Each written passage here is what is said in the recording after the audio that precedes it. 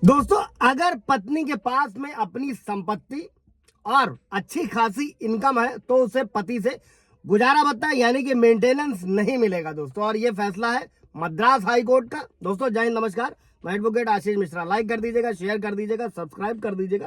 ताकि ये इन्फॉर्मेशन और लोगों को मिल सके। दोस्तों मद्रास हाई कोर्ट ने हाल ही में जो है फैमिली कोर्ट का एक आदेश था उसको रद्द कर दिया, जिसमें पति को तलाक की याचिका जो है लंबित रहने तक, मतलब तलाक की याचिका पड़ी हुई थी जो अभी तलाक फाइनल नहीं होता, और अपनी पत्नी को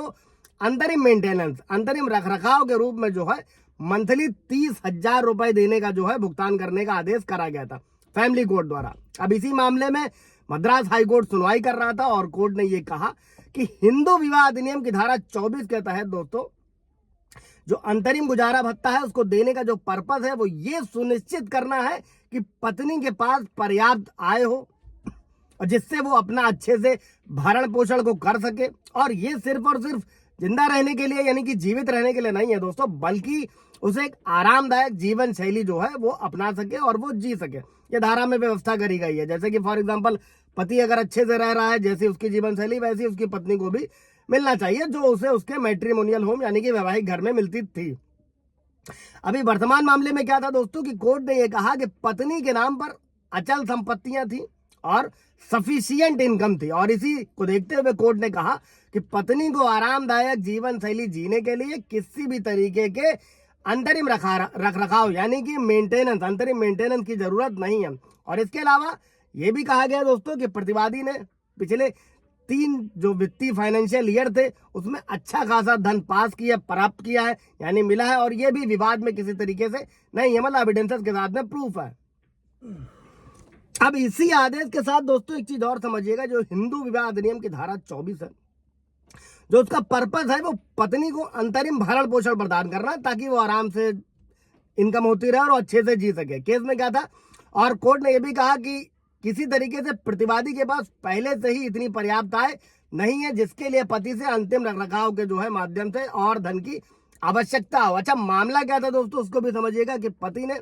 फैमिली कोर्ट का एक आदेश था उसी को चुनौती दी थी और सिविल रिवीजन पिटीशन दायर करी थी हाई कोर्ट में, जिसमें क्या हुआ था कि उसे अपनी पत्नी के लिए जो है जो अंतरिम मेंटेनेंस के रूप में 30,000 रुपए का भुगतान करने का आदेश करा गया था। और पति ने एविडेंसेस के साथ में यह तर्क दिया कि पत्नी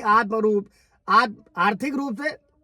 इंडिपेंडेंट है, आत्मनिर्भर है, संपन्न है, और हिंदू मैरिज एक्ट की धारा 24 के तहत किसी भी तरीके का अंतिम रखरखाव की जरूरत नहीं है, प्रदान करने की जरूरत नहीं है। और पति ने आगे ये भी कहा कि वो फैमिली कोर्ट के उस आदेश को चुनौती नहीं दे रहा है जिसमें उसे अपने बेटे के लिए अंतरिम रखरखाव का भुगतान करना है, यानी कि बेटे के लिए, बेटे की कोचिंग फीस के लिए जो भी वो कर रहा है उसको वो करने के लिए तैयार है और ख्याल रखने के लिए भी कहा गया। और उन्होंने कहा कि उसका वो जो पति है वो पहले ही भुगतान कर भी चुका है, उसकी एकमात्र चुनौती क्या है जो पत्नी के लिए अंतरिम रखरखाव के संबंध में है उसमें थी। और दूसरी ओर पत्नी ने क्या कहा दोस्तों कि उसके द्वारा जो सभी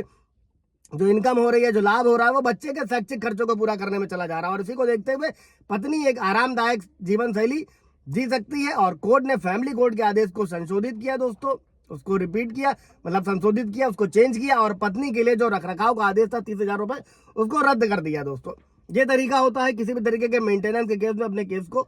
जीतने का दोस्तों, सही तरीके से रखने का। कोई सवाल जवाब होगा तो कमेंट में पूछेगा। Thank you.